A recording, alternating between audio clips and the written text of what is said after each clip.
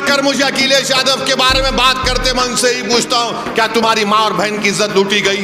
वो नाराज होता, बोले क्या बोल रहे हैं आप? मैं इसलिए बोल रहा हूं कि नहीं हुआ ना तो तुमको गम नहीं है, मैं देख के आया हूं। मुजफ्फरनगर के उन कैंपों में मैं गया था जहां पर लोग 6-6 महीने कैंपों में थे। कौन था मुख्यमंत्री? अखिलेश यादव था। उस फसाद में 50,000 लोग बेघर हो गए थे। 50,000, 100 से ज्यादा मुस्लिम महिलाओं का रेप हुआ था। और नारे लगाते, भैया पे जवानी कुर्बान, कई की जवानी कुर्बान, हमारी औरतें कुर्बान हो गई। समाजवादी पार्टी, उत्तर प्रदेश में अखिलेश यादव मुख्यमंत्री थे। मुजफ्फरनगर का फसाद हुआ 2013 में। मैं गया था मुजफ्फरनगर को। वहां पर जाकर मैंने मरहूम ज़फ़रयाब जिलानी साहब, अल्लाह उनकी मग़फ़रत करे, उनके एक साथी के साथ मुजफ्फरनगर के उन कैंपों में मैं गया था जहां पर लोग 6-6 महीने कैंपों में थे। कौन था मुख्यमंत्री? अखिलेश यादव था, जो मौजूदा विधायक के लीडर हैं। आपको मालूम, उन कैंपों में जाकर मैंने रिलीफ का काम किया था। और आपको अंदाजा नहीं है नौजवानों को, 2013 में जितने 25, 26, 28 साल के नौजवान हैं उनको बता रहा हूं, उस फसाद में 50,000 लोग बेघर हो गए थे। 50,000, 100 से ज्यादा मुस्लिम महिलाओं का रेप हुआ था, जिसमें से 15 मुस्लिम महिलाओं ने कोर्ट में जाकर बयान दिया था, जिसमें से शायद आज भी लड़ रही हैं वो केस। मैं उन महिलाओं से मिला जिनका रेप हुआ था। मैं पूछना चाह रहा हूं, जब मुख्यमंत्री तुम्हारा था समाजवादी का और तुम मुख्यमंत्री हो, 50,000 लोग मुजफ्फरनगर के कांड में बेघर हो गए।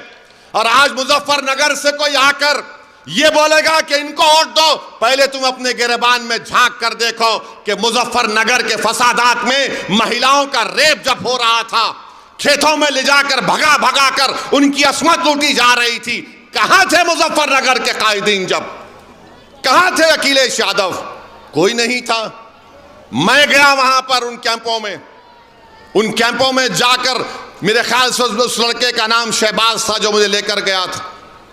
मैंने उनको कैंपों में जाकर खाने का इंतजाम करवाया, उनको जो भी हम इमदाद कर सकते थे उस वक्त किए। मगर ये बोलना कि समाजवादी पार्टी बड़ी वो है, फुला है, अरे 50,000 आजादी के बाद इतने ज्यादा लोग एक इलाके से नहीं हटाए गए थे जो अखिलेश यादव के दौर में हुआ। और अखिलेश यादव को बोलते भैया आ गए, भैया आ गए, काय का भैया ये? और नारे लगाते, भैया पे जवानी कुर्बान, कई की जवानी कुर्बान, हमारी औरतें कुर्बान हो गई, घरों बार लुट गया। ये और बात है कि आप भूल गए, मगर मैं नहीं भूला। जब कोई आकर मुझे अखिलेश यादव के बारे में बात करते, मैं उनसे ही पूछता हूं क्या तुम्हारी मां और बहन की इज्जत लूटी गई? वो नाराज होता, बोले क्या बोल रहे हैं आप? मैं इसलिए बोल रहा हूं कि नहीं हुआ ना तो तुमको गम नहीं है, मैं देख के आया हूं।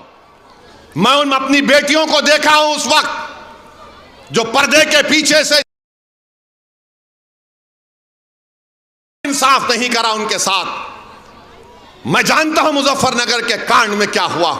अब लोग बोलेंगे ये 2013 की बात 2024 में क्यों निकाल रहा है? मेरे भाई, तारीख को दोहराना, अगर हम नहीं चाहते कि तारीख दोहराई जाए तो जालिम के जुल्म को हमेशा याद रखो, चाहे वो श्री कृष्णा कमीशन की रिपोर्ट हो या 2013 का दंगा हो मुजफ्फरनगर का।